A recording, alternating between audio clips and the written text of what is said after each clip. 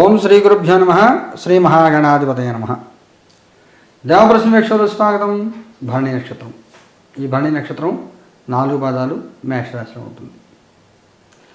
ఈ మేషరాశికి సంబంధించి ఈ పరాభవనవ సంవత్సరంలో వచ్చే ఫలితాన్ని కూడా వీడియో అప్లోడ్ చేసి మీరు చూసే ఉంటారు. ఈ వీడియోలో ప్రత్యేకంగా మీ జన్మ నక్షత్రానికి సంబంధించి ఈ గురుశని రాహుకేతుల ప్రభావాలు ఏ విధంగా ఎలా ఉంటాయి పరిశీలన చేద్దాం. ఈ సంవత్సరం మీ కందాయ ఫలితాలు తీసుకున్నట్లయితే 7-0-2 అంటే మొదటి 4 నెలలు ఆర్థికంగా ధన లాభాలు కలుగుతాయి. మధ్యలో 4 నెలలు భీతి ఉంటుంది, మనోభీతి, భయం ఉంటుంది. చివరి 2 నెలలు సమాన ఫలితాలు ఉంటాయి. కందాయ ఫలితాలు బాగానే చెప్తున్నాయి. మధ్యలో 4 నెలలు అంటే మార్చి, ఏప్రిల్, మే, జూన్ ఇంచుమించులో బాగుంటుంది. జూన్ మధ్య నుంచి జూలై, ఆగస్ట్, సెప్టెంబర్, అక్టోబర్ మధ్య దాకా కొంచెం కాకుండా ఉంటాయి. మనోభీతి, భయం, టెన్షన్స్ ఉంటాయి. ఇకపోతే ప్రధాన గ్రహాలు గురుడు, శని, రాహు, కేతువు తీసుకున్నట్లయితే రాహు 11వ స్థానంలో డిసెంబర్ దాకా అనుకూల ఫలితాలే రాశిరీత్యా. గురుడు అతిచార గమనంలో అక్టోబర్ 31 నుంచి జనవరి 24 వరకు 2027 సంవత్సరంలో 5వ స్థానం అనుకూల ఫలితాలు ఇస్తాడు. శని ఏలినాటి శని.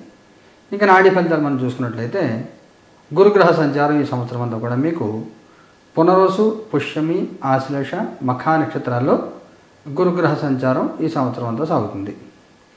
ఉగాదులుగా అయితే ఈ గురుడు పునరోసు నక్షత్రం, తర్వాత పుష్యమి, ఈ నక్షత్ర నాడీ సూత్రాల్లో మీ గురుడు యొక్క ప్రత్యేక వేధ రాశిరీత్యా ఎటువంటిది, నక్షత్రాలు ఇచ్చే ఎటువంటి వేధ ప్రత్యేకంగా చెడ్డ స్థానాలు గురుగ్రహ సంచారం లేదు. కానీ స్థితిరీత్యా 3-4 స్థానాలు అనుకూలం కాదు. 5వ స్థానంలో గురుగ్రహ సంచారం మీకు శుభ ఫలితాన్ని ఇస్తుంది. అక్టోబర్ 31 నుంచి జనవరి 24 వరకు. ఇక శని గ్రహాన్ని తీసుకున్నట్లయితే మీకు ఏలినాటి శని నడుస్తుంది. మీకు ఏలినాటి శని ప్రభావం మీకు ఉంటుంది. ఈ నాడీ సూత్రాల ప్రకారం 25, 26, 27 నక్షత్రాల్లో గ్రహం యొక్క పాపగ్రహం యొక్క స్థితి అనుకూలం కాదు. మీకు ఉగాదులుగా అయితే మే 17 వరకు ఉత్తరాభాద్ర నక్షత్రంలో శనిగ్రహ సంచారం. ఇది జాతి నక్షత్రం అంటాము. 25 నక్షత్రం. కుటుంబంలో తగాదాలు, ఆస్తుల పంపకాల రీత్యా, పూర్వీకుల ఆస్తుల రీత్యా కొన్ని తగాదాలు తలెత్తే అవకాశం ఉంటుంది. ఈ సమయంలో ఆస్తుల పంపకాలు కానీ ఇలాంటివి ఏమైనా ఉంటే వాటిని వాయిదాలు వేసుకుంటే మంచిది. అంటే ఒక ఇల్లు ఇంకో ఇల్లు కొనడం ఇలాంటివి ఏవైతే ఉంటాయో అవి అంత అనుకూలం కాదు. మే 17 నుంచి సెప్టెంబర్ 9 వరకు రేవతి నక్షత్రంలో సంచారం. ఇది దేహ లేదా రాజ్య నక్షత్రం అంటారు. శత్రువుల బాధలు అధికంగా ఉంటాయి. ఎవరిని నమ్మాలో ఎవరిని నమ్మద్దో అర్థం కాని పరిస్థితి ఉంటుంది. ఈ సమయంలో గురుడు మీకు 3వ స్థానంలో సంచారం. నమ్మక ద్రోహాలు ఉంటాయి కొంతవరకు. ఉద్యోగం మార్పులు, దానికి ఎవరైనా రిఫరెన్స్ ఇచ్చి మీకు ఉద్యోగం డెవలప్ మీ ఉద్యోగం ప్రస్తుతం మీరు మారిపోండి అంటే రిజైన్ చేస్తే ఇబ్బంది పడే అవకాశం, కొత్త కంపెనీలో తీసుకోకుండా ఇబ్బంది పెట్టే అవకాశము, గుడ్డిగా నమ్మి మోసపోవద్దు ఈ సమయంలో. తర్వాత మళ్ళా శని వక్రించి ఉత్తరాభద్ర నక్షత్రంలో సంచారం చేస్తాడు. మళ్ళా కుటుంబ తగాదాలు, చికాకులు ఉంటాయి. ఫిబ్రవరి 8వ తారీఖు నుంచి మళ్ళీ రేవతి నక్షత్రంలో సంచారం.